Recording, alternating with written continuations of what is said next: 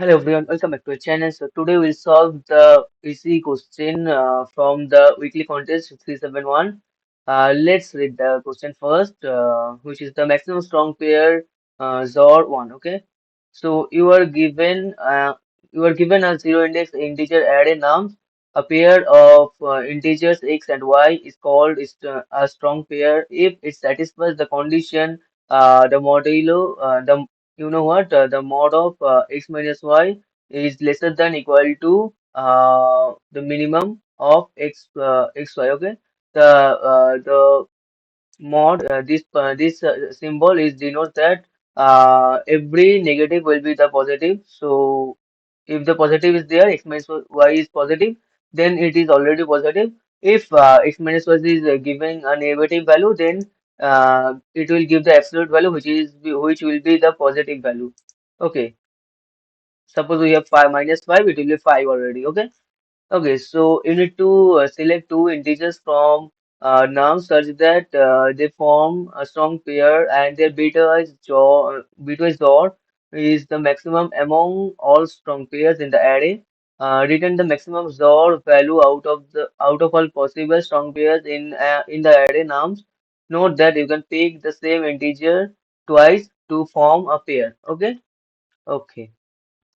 I hope it's the easy question and you just understand how to do this question. So let's see an example.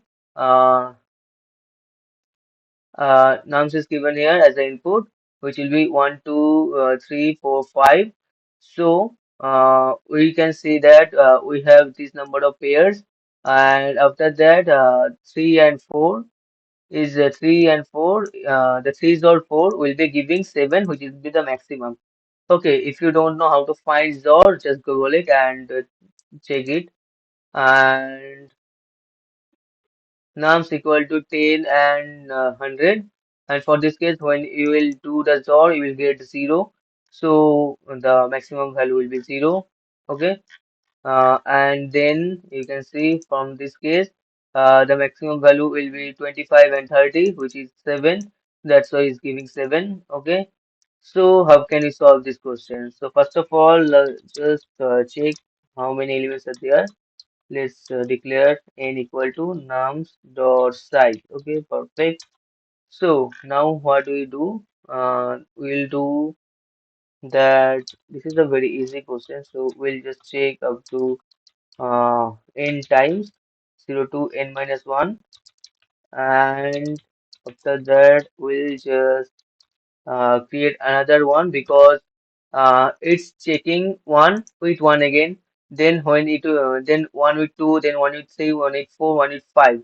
After that, when I will be there, it will check two, two, then two, three, then two, four, then two, five. Okay, and that's why it will go on, and that means if I have done I two I have done one one, then one two, then we don't need to do start from that I equal to here, I is here, and we are starting j from here. Don't need because 1 2, the XOR of 1 2 and XOR of 2 1 is same. Okay, so we'll just do that. Int j is equal to start from I, then j will go up to n, then j will increase, and then what can we do? We'll just declare an answer. Okay, in answer equal to, maybe we need a maximum value. So let's make it a minimum value, most minimum value. Okay, so then what can we do? Uh, we have given a conditions that if x and y is lesser than minimum of xy. Okay, so what we need to do that if ABS, which is the find help us to find the absolute value. ABS of nums I, which is x, and nums j, which will be y, is less than or less than equal to. Let me see again. It's less than equal to minimum of these things is minimum of nums I. That means nums which is the x and nums j, which is the y. And if it happens, we'll find out that answer equal to always it will be the maximum, and if it's greater than answer, we'll just find out the XOR of the both things, which will be nums of I. XOR, for getting a XOR in C++, we'll need to use this thing, this symbol, and nums J. Okay, it will check if we are checking XOR for everything. If the XOR is greater than answer, it will just update the answer value. Okay, and I hope we are done with this code, and we'll just return the answer. And you can see 707 is the output. Let's run the example test cases 707, and then just submit the code. Okay, you can see the submission result is accepted. That means our code is perfectly correct. And let's find out the time complexity. So for this case, we just checking the in used unnested loop.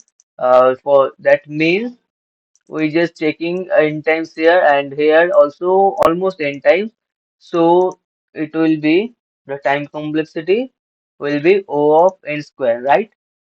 Because we have used we have used two for loops, that means a nested for loops. That means we are checking everything almost double times. Okay, that means it will happen n square. Okay, so what will be the space complexity? So in this case, have we used any extra spaces? Let us see. No, no, no, we have not used any extra spaces. So the space complexity will be O of 1. This is a constant space complexity we have used, and that is it. I hope you guys have understand the every part of this code, and thank you guys for watching. We'll see you in the next one.